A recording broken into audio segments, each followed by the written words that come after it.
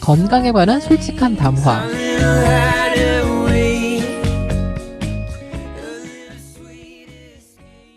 의학의 역사를 보게 되면요. 네. 그 의자의 의과대학의 한자의 의자 밑에는 옛날에는 무당 무자가 들어 있었습니다. 아, 그래요? 예. 근데 그것이 결국은 술주자로 들어갔거든요. 네. 그래 약술이라는 거죠. 네. 결국은 이제 약이라는 게 있는 거죠. 우리가 의학의 역사에 있어서도 지금 아직까지도 그 아프리카라든지 또는 저쪽 나라에 가보면 주술사가 의사 역할을 하고 있거든요. 그렇죠. 그런데 심리 치료라든지 심리 상담도 언어적인 치료를 통해서 환자를 치료하는 경우도 있습니다. 네. 꼭 수술이라든지 주사만 들어갔다고 그게 의사가 아니거든요.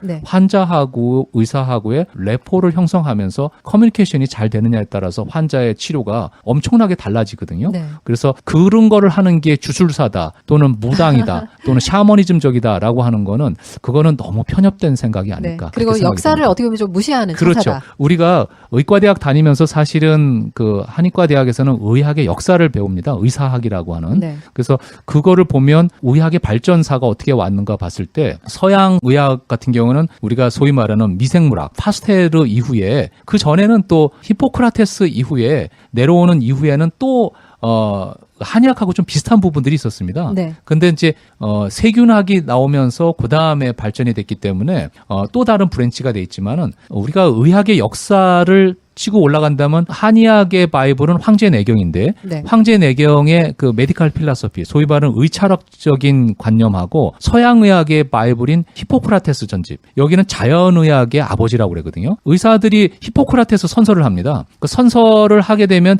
의료 윤리적인 것만 생각을 하지 그 의철학적인 거는 사실은 생각을 안 하기 때문에 모 비판가들은 과연 히포크라테스 앞에서 선서를 하지만은 당신네들이 히포크라테스의 후예냐? 히포크라테스의 후예는 아니라고 봅니다. 의료 윤리적인 차원에서 선서를 하지만. 네. 그래서 최근에 어떤 그 학자들이나 그룹들은 네오 히포크라티즘 결국은 히포크라테스의 아버지의 갖고 있었던 그러한 철학적인 거로 돌아간다라고 해서 자연의학자들이나 또는 한의학을 하신 분들이나 이렇게 본다고 그러면 히포크라테스 의학의 성인, 의학의 아버지의 어떤 그 이론도 중요시 여기다. 그게 고리타분한 옛날 의학, 시대에 뒤떨어진 게 아니라 그 전집을 읽어보고 전 다 읽어보지는 않았습니다만 제가 알고 있는 정보에 의하면 현대 우리 자연의학 또는 우리가 지금 수술과 케미칼 드럭과 그다음에 복잡한 이 세상에 자연으로 회귀하면서 자연적인 뭐 그게 요즘 말하면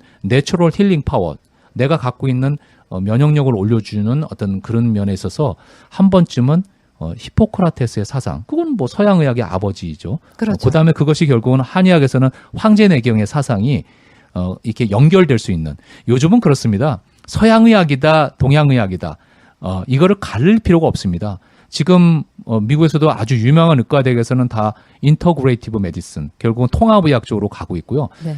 좀 죄송한 말씀이지만 한국에서만 뭐 양의사다 한의사다 싸움들 하고 밥그릇 싸움하고 하는데 네. 환자 앞에서는 정말 양의학과 한의가 뭐가 필요했겠습니까? 환자를 어떻게든지 치료하는 게 가장 중요하고요. 네. 더불어 등소평 얘기가 유명한 얘기가 있지 않습니까?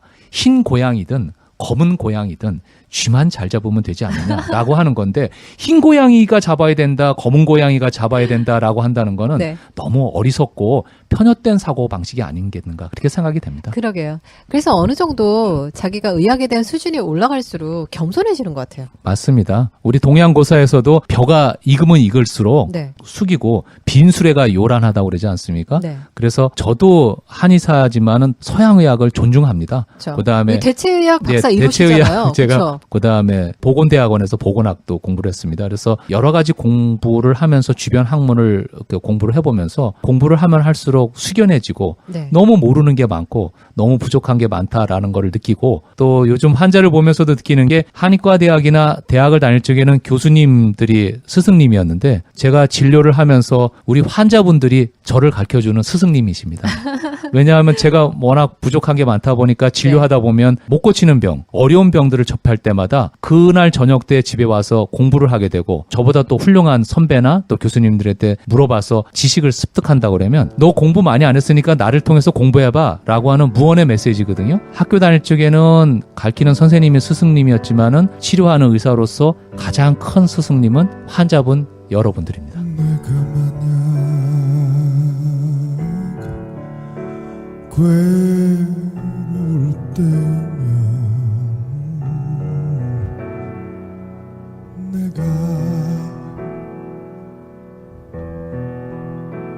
위로해 줄게.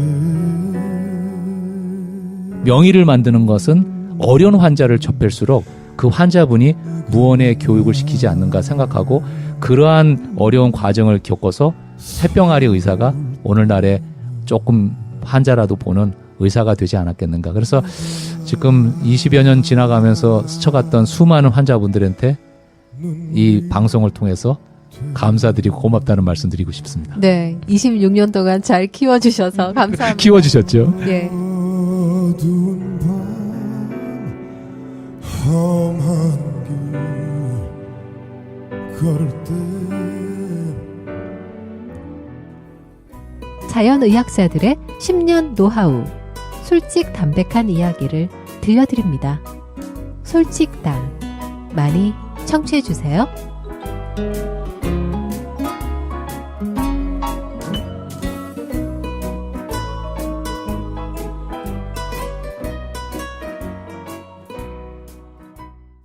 좀 기억나는 환자분들 없어요? 기억나는 환자는 우리 한의학에서 가장 자신 있게 고치는 병 중에 하나가 발목 삐어 있는 그쵸? 소위 말하는 스프레인 환자입니다. 네. 뭐 양방 쪽에서는 엑스레이를 찍어봐서 큰 문제가 없으면 소위 말하는 목발 주고 그다음에 기부스 해서 네, 진통제 소염제 주고 찬 찜질하고 그렇죠. 그래서 넘어가는데 어떤 분이 그러시더라고. 미국의 현실에 와서 스키 타다가 타박을 당해서 스프레인 당해서 발목이 팍 꺾여서 퉁퉁 부어서 양방 가서 검사하고 치료하고 다행히 그분이 인슈런스 커버가 되니까 치료를 받으셨는데 4,000불이 청구가 됐다고 그러시더라고요. 4,000불이요? 예. 예. 그래서 만족을 하셨습니까? 그랬더니 4,000불이 청구가 됐는데 자기는 너무 붓고 너무 아팠는데 네. LA에 나와갖고 모 한의원에 가서 침을 맞고 치료를 받았는데 그 당시에 50불 정도가 지났는데 네. 침 한 번 맞고 다 나셨다고 그러시더라고요.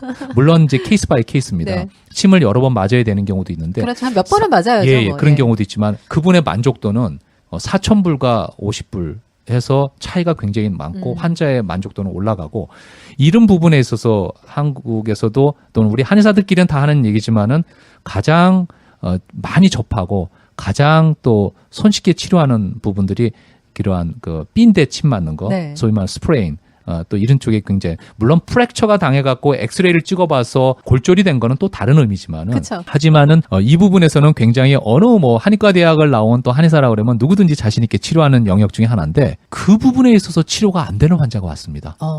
그 잘 되는 발목 치료가. 그렇죠. 네. 눈 감고도 치료하는 네. 그 부분, 공력 그 26년인데. 그 부분인데 네. 침을 아무리 놔도 안 낫고 계속 아프다고 하십니다. 그리고 그분은 효과가 없다고 똑같다고 그러십니다. 분명히 엑스레이도 프랙처가 당하거나 골절이 당한 것도 아닙니다. 네. 뭐 힘줄이 뭐 어떻게 되거나 파열되거나 그런 것도 아니고 한 달간을 치료했는데도 침을 맞고도 똑같아요. 효과가 없어요. 발목 치료 한 달. 발목 치료 한 달인데요. 그래서 여러 가지 또 이제 그런 경우에는 사실은 또 척추 레벨에서 한번 봐야 되는 경우가 있습니다. 뭐 우리 뭐 알만하신 분은 다 알지만은 척추 L스파인 소위 말하는 요추 5번이나 또는 이제 S 세쿰 소위 말하는 이제 엉치뼈 1, 2번이라든지 여러 가지에 따라서 이제 영역에 달라서 발목에도 영향을 주는 경우가 있기 때문에 이분이 혹시 내가 모르는 척추에 문제가 있지 않을까 그래서 척추에 어떤 검사를 하거나 왔는데도 거기도 거의 정상입니다. 제가 그 환자를 치료하면서 딜레마에 빠졌습니다. 내가 과연 삔 환자도 제대로 못 고치는 20여 년 된 의사인가? 집에 잠이 안 오고 제가 정말 그 도전을 해야 되겠다라고 했는데 그래서 그럴 때일수록 환자의 상담이 중요합니다. 네. 그래서 다시 진료 차트를 보면서 꼼꼼히 환자를 점검해 나갔습니다. 그런데 그 중에 하나가 딱 잡히는 게 있었습니다. 어떤 거였죠? 발목을 삔 날 엄청나게 부부싸움을 했다고 합니다. 아, 화가 많이 나구나. 그렇죠. 화가 많이 나서 이분이 부부싸움한 거를 의사 앞에서 창피하니까 얘기를 안 하셨다가 제가 다시 질문을 드리니까 부부싸움을 해서 홧김에 나와서 쓰레기통을 차면서 발목이 삐었다고 합니다. 그런데 결과적인 거는 발목에 어떤 그 다친 거로 인해서 치료를 하면 날 거라고 우리는 생각하지만은 발목 안에는 결국은 뇌 안에서 미움이라고 하는 그 다음에 그 불만과 미움이 쌓여 있었던 겁니다. 그래서 한방적인 그 심리 치료로 경락을 두드려서 치료하는 방법들이 있습니다. 네. 그게 한의학이 서양의 심리학으로 가고 서양 심리학에서 다시 또 한의학화돼서 나와 있는 EFT라고 그래서 Emotional Freedom Technique이라고 하는 네. 치료 방법이 있습니다. 그 두들기는 포인트는 메르디안, 결국은 한의학에서 나오는 경락을 두드리는 겁니다. 그러면 그건 마음에 침을 놓는 거거든요. 네. 그래서 EFT 요법으로 경락을 두들기면서 언어적인 치료를 도입을 하게 되면 우리가 가장 언어적인 치료 중에서 마음을 편안하게 하고 그다음에 우리의 마인드를 조절해 줄 수 있는 어떤 분들은 그걸 에너지화해서 수치를 계산하는 분들도 있는데 우리가 가장 마음에 들고 또 가장 감동적으로 받을 수 있는 얘기, 흔한 얘기가 사랑합니다입니다. 그다음에 종교가 있으신 분은 하느님께 용서해 주세요. 그다음에 내가 그동안에 살아오면서 미안합니다. 그다음에 우리는 어떤 일이든지 감사의 기도를 하지 않습니까? 네. 그래서 고맙습니다. 그래서 호포노포노라고 하는 또 유명한 프로그램도 있습니다만은 우리가 항상 사랑합니다. 미안합니다. 용서해 주세요. 고맙습니다. 이 언어적인 얘기를 하면서 하게 되면 내 마음에서 반발이 일어나시는 분도 있을 겁니다. 내가 살아오면서 내 마음에 쌓여있는 마음의 쓰레기를 청소할 때가 됐습니다. 라고 저는 환자한테 시도를 하면서 네. EFT를 하게 됩니다. 경락 포인트를 두들기면서 사랑합니다. 두들기고 내가 그동안에 살아있던 거 모든 것을 사랑합니다. 두들기고 경락을 두드린 겁니다. 한의사들은 그 포인트에다가 침을 놓지만은 한의사가 아니더라도 간단하게 경락 포인트만 알게 되면 두들기면서 마음속으로 마음에 침을 놓게 되면 아프지도 않고 치료가 되는 분들도 굉장히 많이 있습니다. 그러면 이 우리 청취자분들 중에서 네. 어느 부위가 아파요. 네. 그럼 거기를 이렇게 갖다 손으로 이렇게 대면서 그럴 수도 있죠. 그렇게 해도 되나요? 우리가 우리 어렸을 적에 어머니들이 엄마 배가 아파요. 그럼 배에다 손을 대시고 엄마 손은 약손 이러면서 마사지를 해주셨잖아요. 그게 EFT 요법이네요. 어떻게 보면.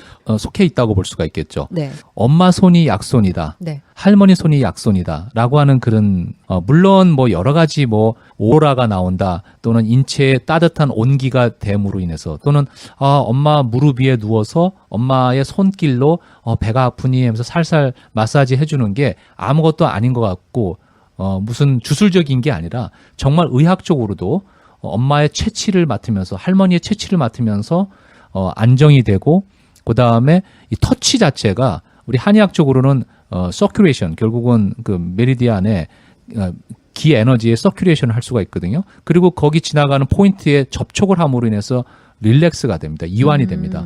그러면 정신적으로는 뇌 안에서 소위 말하는 세로토닌 호르몬, 행복 호르몬이 나오게 되고 뭐 엔돌핀이 나오게 되고 또 여러 가지 진통 호르몬이 나오게 되죠. 뭐 과학적으로 메커니즘을 굳이 따지기를 전해서 임상적인 결과로는 수많은 그런 그 결과물들이 많이 나와 있거든요. 네. 그래서 터치를 해준다든지 마사지를 해준다든지 그러면서 언어적인 얘기를 해줌으로 인해서 통증을 잡을 수가 있고 어떤 질병을 잡을 수가 있는 거죠. 그거를 구체적화해서 하나의 언어 치료와 그다음에 한의학적인 치료 방법과 또 마사지적인 거와 결합이 돼서 나와 있는 것들이 우리가 감정 조절 기법, 소위 말하는 이완 기법, 뭐 여러 가지 용어를 붙이기 나름이지만 영어로는 EFT라고 해서 굉장히 그 각광을 받고 있죠.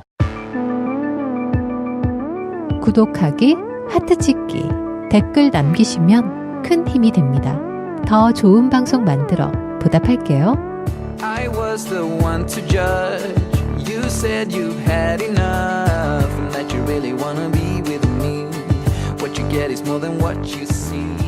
At first you struck me like any other girl that I 우리는 한국 사람들은 단군 할아버지 자손이라고 해서 하나의 신화적인 개념도 있지만은 나름대로 마늘과 쑥을 먹고 그쵸? 곰이 웅녀가. 사람이 됐고라고 하지만 그런 그 얘기가 있지만 그건 신화적인 거고 그래서 우리가 한의학에서도 마늘과 쑥은 가장 또 쑥도 우리가 쑥dum을 뜨기도 하고 치료의 영역 중에서 굉장히 효과가 좋은 거로 나와 있지 않습니까?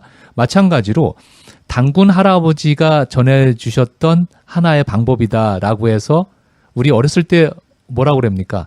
도리도리, 그죠? 짝짝꿍, 곤지곤지, 헐헐, 또 서울 구경해준다고 또 이렇게 스트레칭 해주면서 목을 어렸을 좀 때 빼서 이렇게. 목을 좀 빼주는 네. 뭐 지금 미국에서 카이로프랙틱 닥터 분들이 이제 소위 말하는 이제 그 수기요법을 하시는 경우가 있지만은 옛날 우리 조상님들은 도리도리를 하면서 목 운동을 하면서 사실은 최근에는 일자목이라든지 거북등 같은 경우에 목을 나무 우리가 목침 나무 반토막을 쪼갠 상태에서 그 목 위에다가 도리도리를 하게 되면 우리가 아침 저녁을 하게 되면 이 목 디스크라든지 또는 일자목이라든지 이런 쪽에 치료가 되는 재활요법으로 가정요법으로 많이 도움이 되거든요. 그게 말하자면 도리도리 요법이죠. 그거 좀 해보면 뭐가 네. 우두둑 하면서 막 이렇게 그렇죠. 도리도리 할 때 네, 소리 나더라고요. 예, 그래서 어렸을 때부터 우리가 도리도리 하는 거, 그 다음에 짝짝꿍, 결국은 뭐 손뼉을 치면서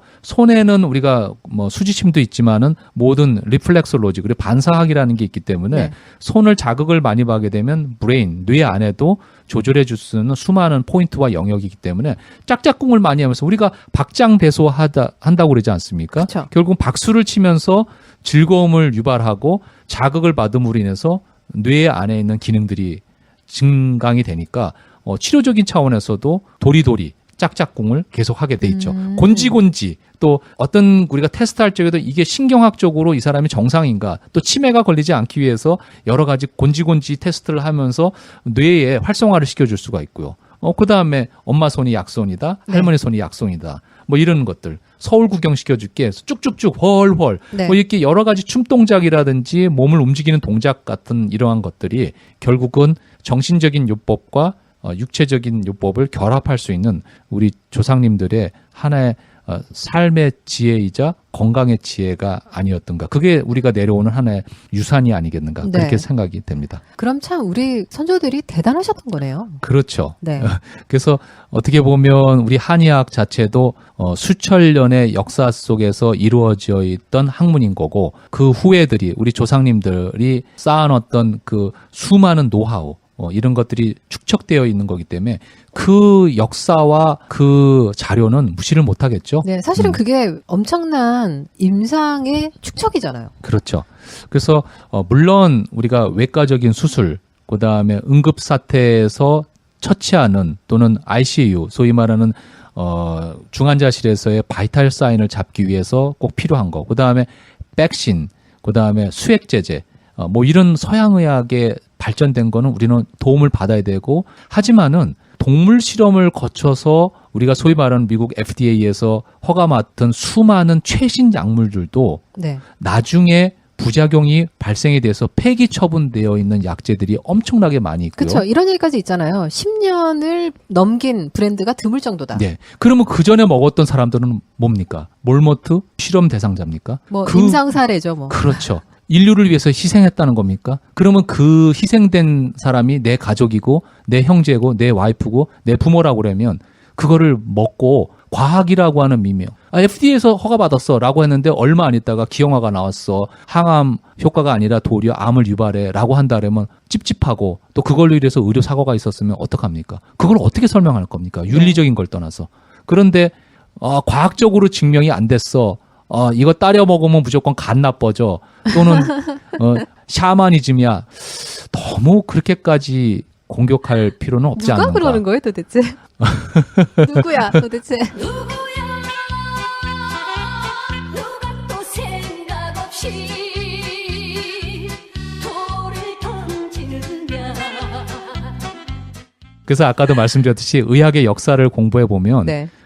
샤머니즘적인 게 결국은 정신치료 의사로 오게 되고 심리학자로 오게 되고 정신치료와 육체치료를 나누다 보니까 그렇게 되는 경우도 있지만은 지금 서양의학에 있어서 장점도 많이 있지만은 육체적인 병과 정신적인 병을 나눠서 오직 케미칼 드럭, 화학적인 치료로 모든 병을 고치겠다라고 한다는 거는 조금 무리를 하는 게 아니겠는가. 하다못해 한의학에서는 봄에 치료하고 여름에 치료하고 가을에 치료하고 겨울에 치료하는 치료 방법을 나눠서 치료를 했던 게 있습니다. 네. 근데 또 밤에 치료하는 게 있고 낮에 치료하는 게 있고 네. 그게 밤낮 봄 여름 가을이 뭐가 중요하냐. 뭐 학자들은 그렇게 얘기했지만은 중요하죠. 최근에는 바이오 리듬이라는 게 있고 네. 또 우주인들이 타고 가면서 여러 가지 나타나는 현상들이 있습니다. 그 마찬가지로 우리가 사이클이라는 게 있기 때문에 약 처방도 밤에 먹는 약, 낮에 먹는 약 또는 봄에, 여름, 가을, 겨울 이것도 신경을 써서 써야 될 것들이 있는데 한의학에서는 예전부터 그런 게 무수한 사례들과 무수한 경험들이 많이 있는 거로 알고 있고 네. 그렇게 쓰기도 합니다.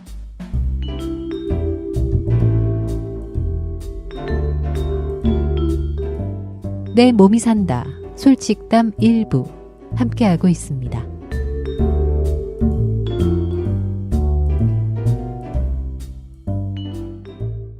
그러면 그 멘탈적인 부분들, 트라우마라 그러잖아요. 어떻게 보면.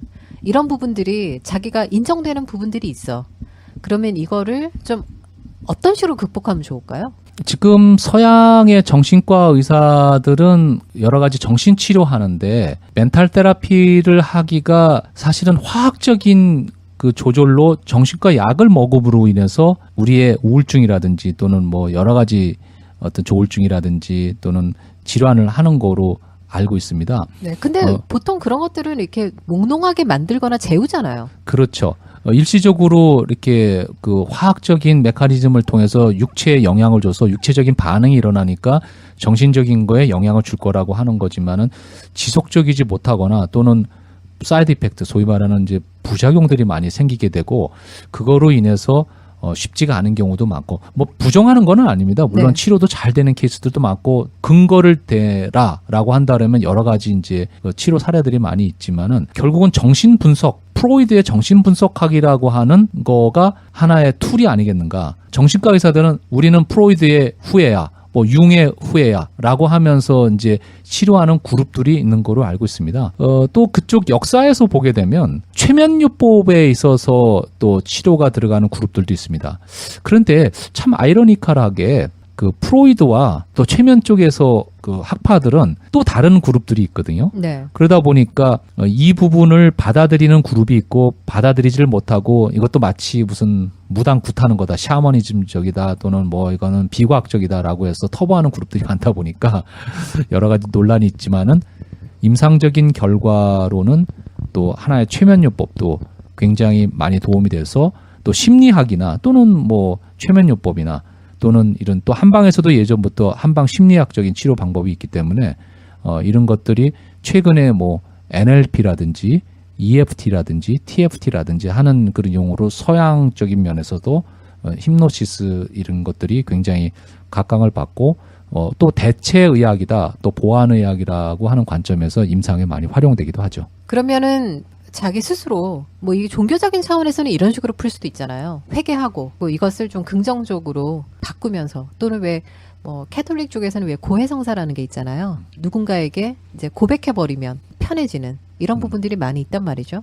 만약 그렇다면은 정신적인 작용과 한의학의 어떤 그 매개체, 치매학이 될 수도 있고 또 한약적인 면이 될 수도 있고 또는 뭐 한의사의 어떤 좋은 컨설팅이 또 치료가 되는 이런 경우들도 많긴 한데 저는 이제 이런 경험이 있어요. 아주 그 화를 많이 내시는 분 있잖아요. 화를 너무 많이 내는 거야. 늘 그냥 버럭버럭 화를 내는 거예요. 근데 그분에게 살짝 이제 간이 이렇게 좀 울결되어 있는 걸 풀어주는 약을 조금 처방을 해드렸더니 어느 날 이렇게 오신 거예요. 자기한테 도대체 무슨 약을 쓴 거냐. 그래서 왜 그러냐 그랬더니 아니 자기가 분명히 평소에 이 정도면 화가 나야 되는 상황인데 화가 안 나더래요. 그래서 이런 부분들이 좀 어떻게 보면 신묘하다기보다는 우리는 뭐 당연한 건데 또 일반 환자분들한테는 좀 신기하게 느껴진다. 또 이런 측면이 있고 또 여성분들 같은 경우에 몸에 이제 혈액이 부족하고 심기가 왜 불편하다 이러잖아요. 심기가 불편하다 보면 늘 짜증을 내잖아요. 좀 혈액을 충분히 이렇게 보충시켜주면서 좀 순환이 잘 될 수 있는 약을 좀 처방을 해주면 갑자기 이렇게 여유가 있는 여자로 바뀐다. 뭐 이런 측면들. 그래서 어떻게 보면은 이 정서적인 문제를 보이던 사람들이 사실은 몸이 아파서 또 그런 정서적인 문제를 보였을 수도 있고 또 정서적인 문제가 또 어느 정도 해결이 되다 보니까 또 몸이 건강해질 수도 있고 이게 상당히 좀 이렇게 뗄래야 뗄 수 없는 좀 그런 부분들이 있지 않나 그런 생각이 듭니다. 최근에는 누구든지 뭐 살다 보면 왜 어려움이 없겠습니까? 시련은 누구든지 있죠. 또 뭐 살다 보면 또 어려운 뭐 누구한테 사기를 당했다든지 아픔을 당했다든지 또는 어려움이 있지만은 건강한 사람하고 건강하지 못한 사람은 거기에서 차이가 있는 것 같아요. 누구든지 뭐 신이 아닌 이상 왜 마음에 상처를 안 받았겠습니까? 하지만은 회복 탄력성이라는 게 있습니다. 예. 예, 누구든지 어떤 상황이 벌어지면 빨리 그것을 극복해서 내가 건강한 원래의 궤도로 빨리 돌입하는 사람이 있고 거기서 그대로 낭떠러지로 떨어져서 늪에 결국 빠지는. 늪에 빠지거나 최악의 경우에는 자살을 하는 경우도 있거든요. 네. 그래서 저 환자 중에서도 자살에 대해서 계속 얘기하는 사람들도 많이 있지만은 참 어리석은 게 우리 한글로 자살이지 않습니까? 그렇죠. 거꾸로 읽어보세요. 살자. 예, 그렇습니다. 그겁니다. 그러면 우리가 역지사지라는 게 있죠. 네. 반대로 생각해 보세요. 자살할 때마다 거꾸로 그렇게 읽지 마시고 반대로 읽어보십시오. 살자. 그겁니다. 그래서 우리가 한의학에서는 음이 양이 되고 양이 음이 된다고 그럽니다. 우리 한의사들은 다 음양의 조화를 맞추는 어떤 하모니적인 걸 얘기를 하는데 마찬가지로 우리가 인생사 세옹지마라고 정말 힘든 일이 있고 나는 왜 그럴까라고 하더라도 그게 도리어 좋은 일이 될 수도 있는 거고요. 또 너무 갑작스럽게 좋은 일이 있기 때문에 조금 차분하게 혹시라도 내가 흥분되지 않게끔 또 자제를 할 수 있는 이게 결국은 마음을 조절해주는 가장 좋은 회복 탄력성이라고 볼 수 있지 않겠는가 그렇게 생각이 됩니다. 한약을 먹으면 간 나빠진다. 저 진짜 그런 질문을 너무 많이 받아가지고 대답 좀 해주세요. 그게 여러 가지 얘기가 있습니다.